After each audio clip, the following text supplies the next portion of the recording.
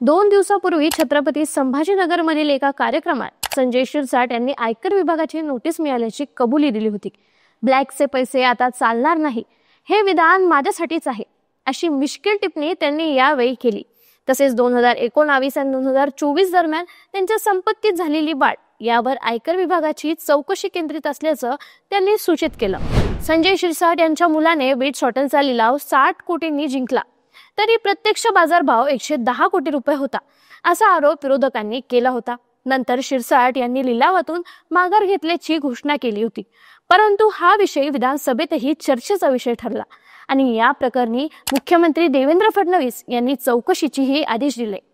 दरम्यान ठाकरेंच्या शिवसेनेचे खासदार संजय राऊत यांनी शिंदेच्या शिवसेनेचे मंत्री संजय शिरसाट यांच्यावर खळबळजनक आरोप केले होते।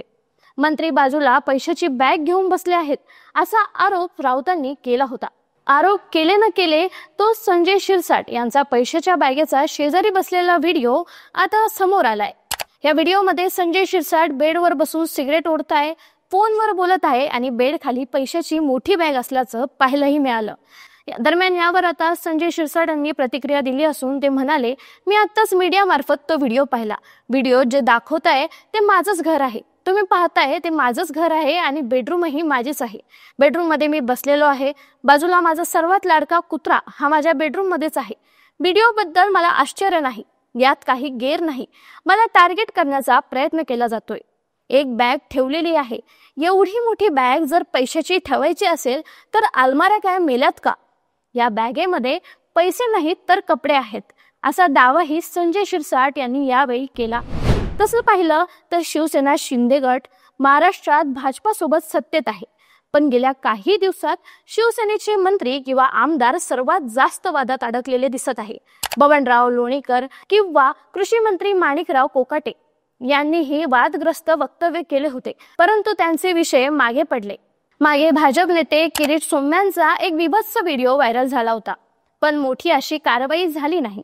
महसूल मंत्री चंद्रशेखर बावनकुळे यांचा एक कसिनोमधील व्हिडिओ व्हायरल झाला होता, त्यातही पुढे काही झाला नाही।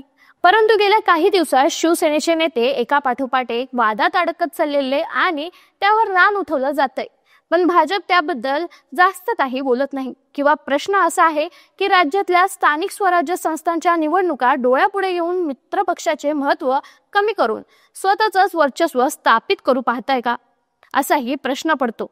छत्रपती संभाजीनगरमधील खासदार संदीपान भुमरे, संजय शिरसाट यांच्या निवडणुका तोंडावर भ्रष्टाचाराचे आरोप होऊन प्रकरण बाहेर येणे, रायगडचे शिवसेने नेते भरत गोंगावले यांचा पूजेचा व्हिडिओ व्हायरल होणे, मंत्री प्रताप सरनाईक, मराठी भाषिक लोकांचा विरोध, असे एक एक करून शिवसेनेच्या बड्या नेत्यांना कोंडीत पकडण्याचं काम शिवसेनेची गळचेपी तर केली जात नाही ना, असाही एक सूर राज्यभरातून उमटायला सुरू झालाय।